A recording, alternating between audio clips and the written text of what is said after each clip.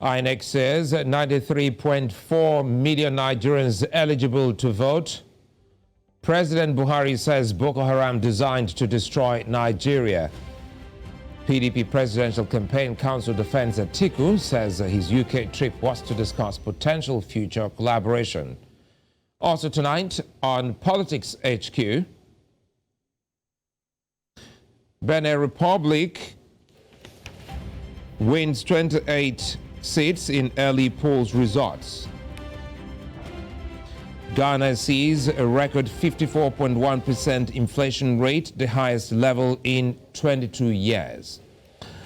I'm Sulaiman Aledeh, and many thanks for joining us tonight on Politics HQ. Chiwuike Uba, Development Economist and Policy Analyst, and Adetunji Omotola, Global African Thought Leader, will be speaking with me on the coming elections and Nigeria's 2023 budget. Stay with us.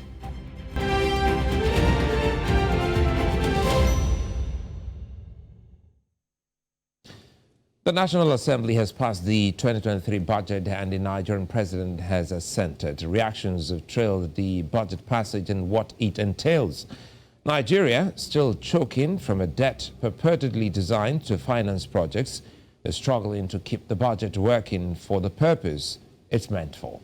Now, experts say the future should be protected by reducing the foreign debts the country is getting into.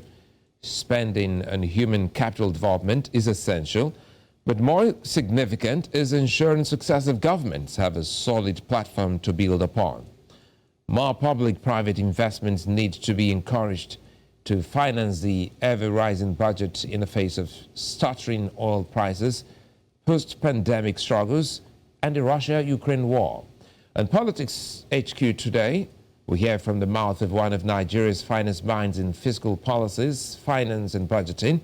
And we also have a crucial cog in Nigeria's budget funding on the show.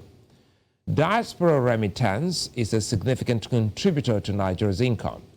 With a growing disconnect between the country and its citizens abroad, we speak with one of the people driving a positive relationship between diaspora Nigerians and their beloved country. These and more will be unpacked here tonight in Politics HQ.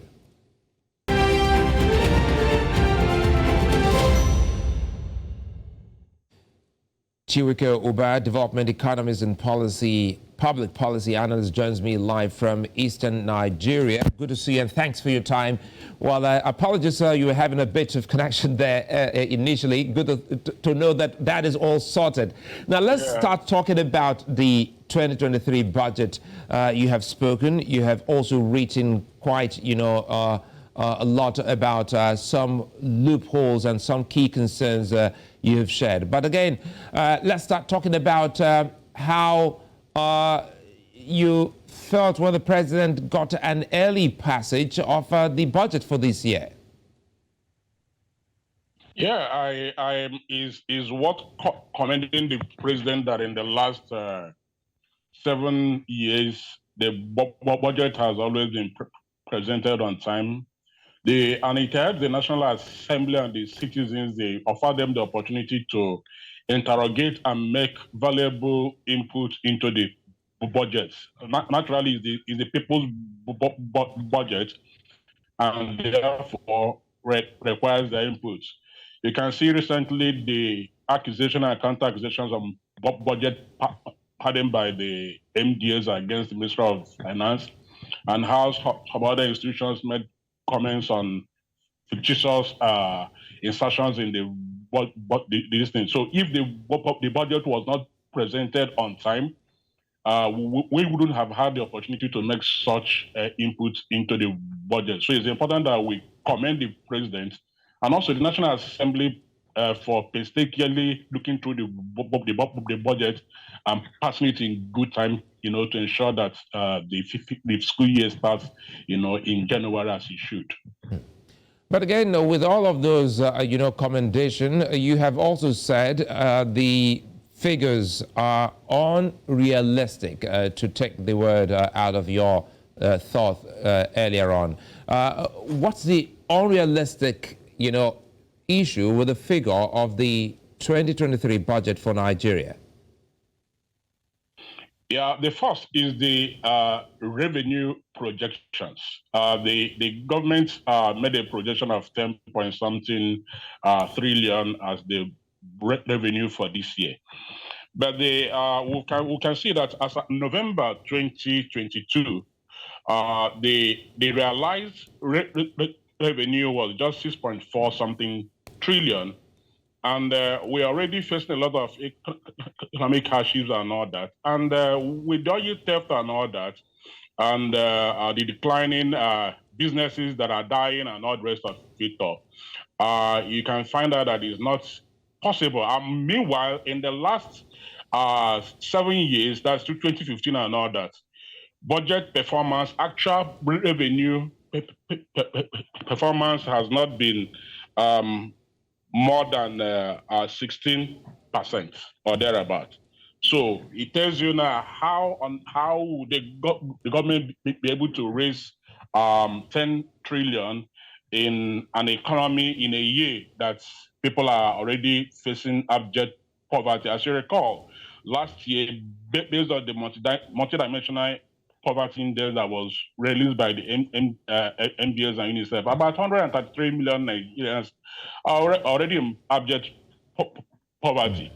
Most businesses are divesting from the country. So honestly, that figure, based on the trend of revenue, actual revenue that the government has generated in the past, it is not realistic. It is very ambitious.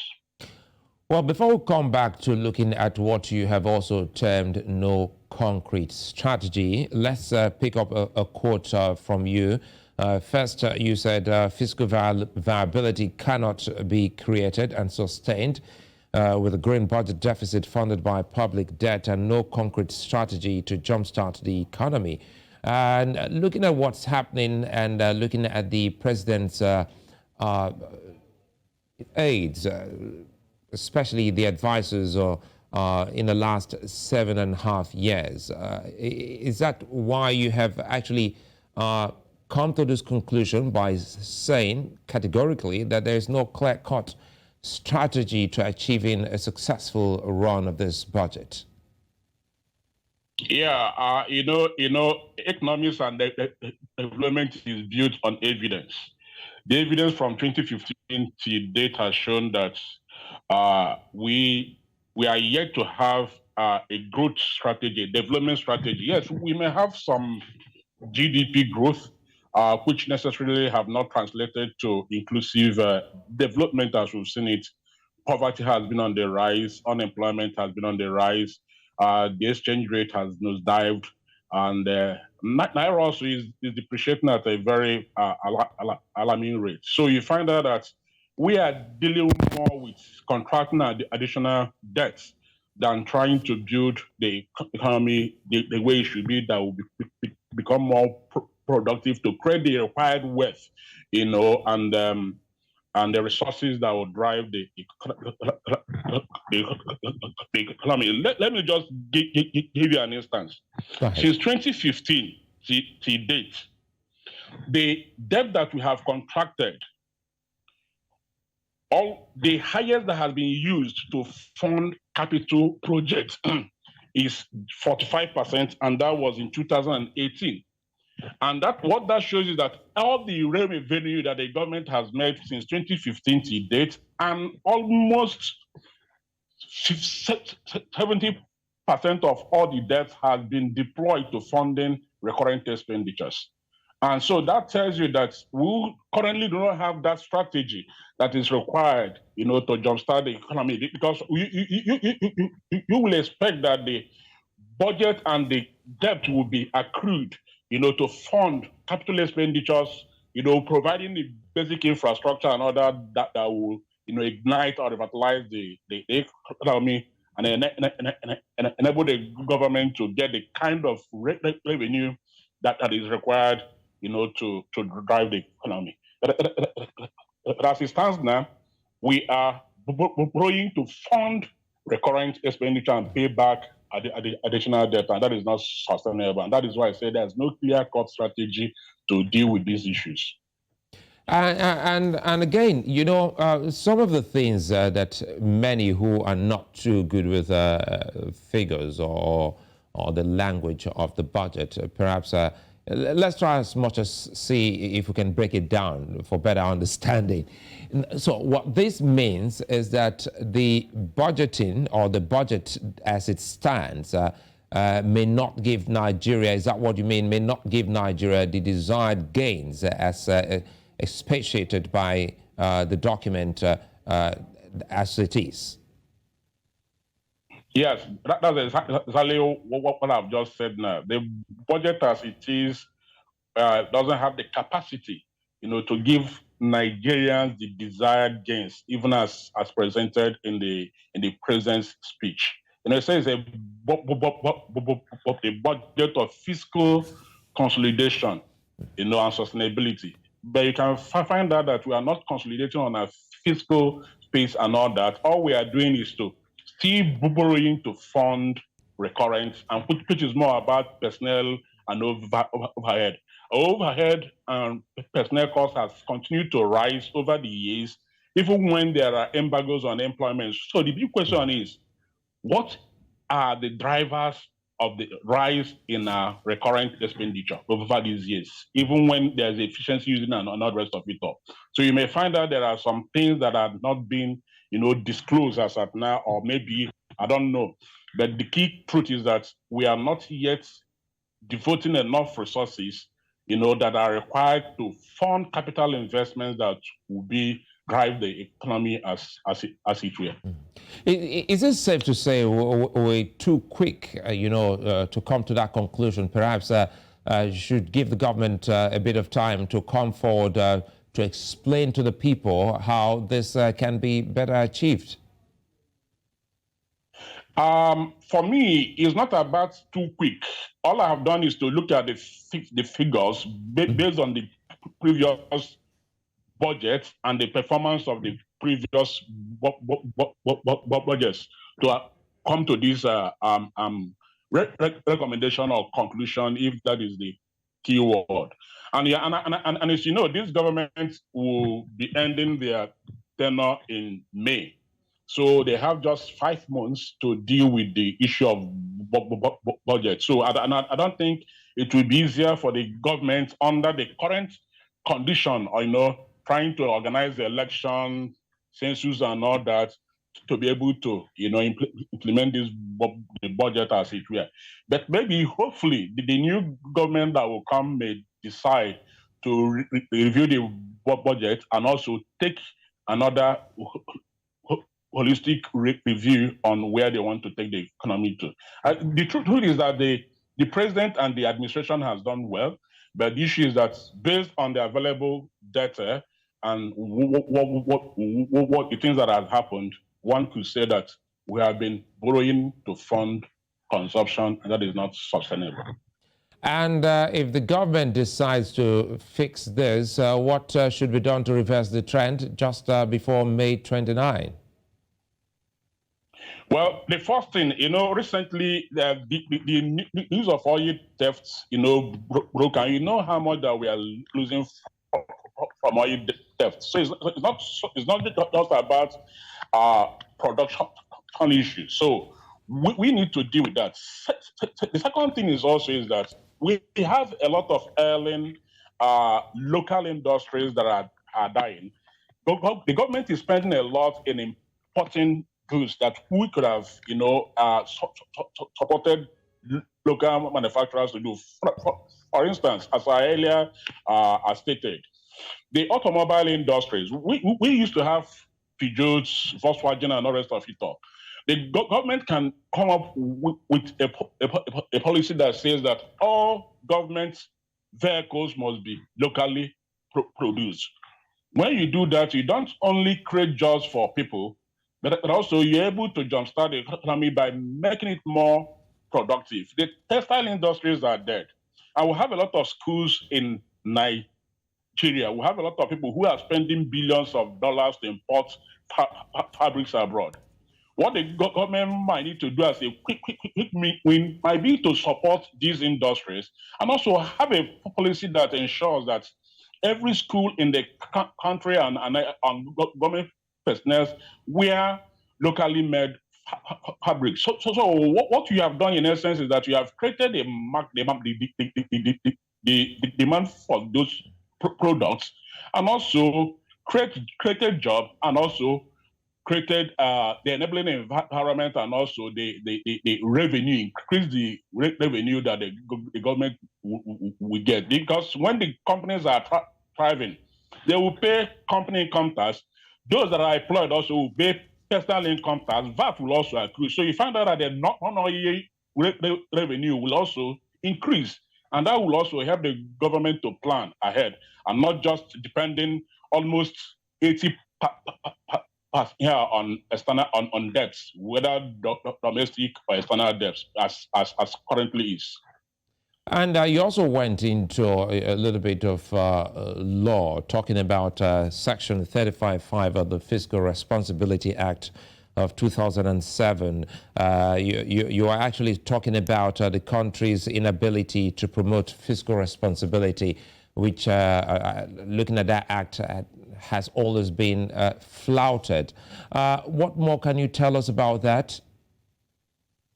Yeah, the Fiscal Responsibility Act, as it is meant to, promote fiscal responsibility and accountability.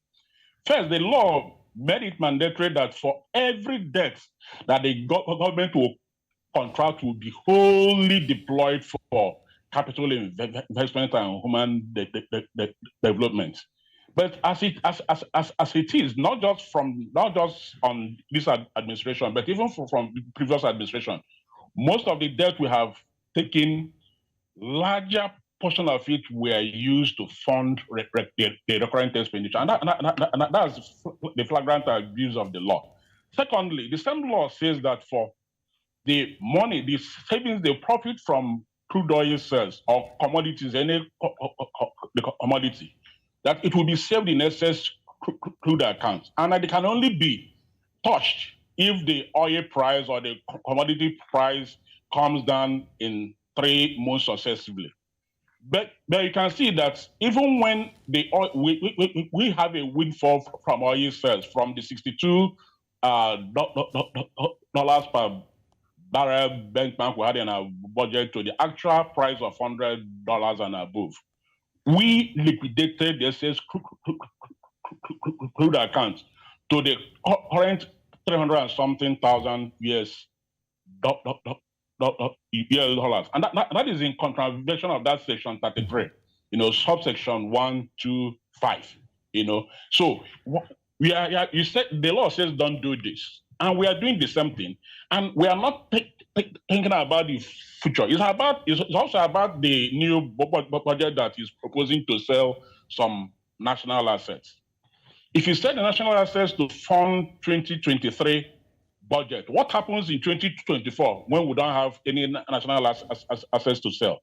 So we'll go handicapped. So I don't think such strategies are what we need now to deal with the issues that we have. We need to find a way to cut our consumption, our recurrent expenditures in terms of transfers and all that, and also find a way to ensure that we get the necessary capital investments in terms of infrastructure, social sectors, and also make our business environment more friendly, so that the private sector can get more involved in the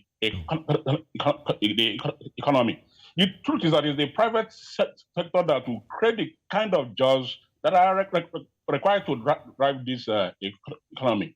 But as it stands now, it does appear that we are more interested in what is spent on the government by the government to pay the civil servants, create more commissions and all that. And if you recall, I said part of the things that the government may do may be to establish a credit guarantee institution so that they will begin to guarantee credits to SMEs. Most of these SMEs, as currently established, may not have the capacity to get the kind of credits that they require to do the business they need. But by the time we have such credit guarantee institutions, and who will scrutinize business proposals and guarantee, they will get these things. And they might get these loans or credits at low interest or at no interest. There are companies that give loans to small businesses at no interest, but they also handed to train them on how to manage these businesses and all that. And I think that's one of the things we might need to look at as we go forth.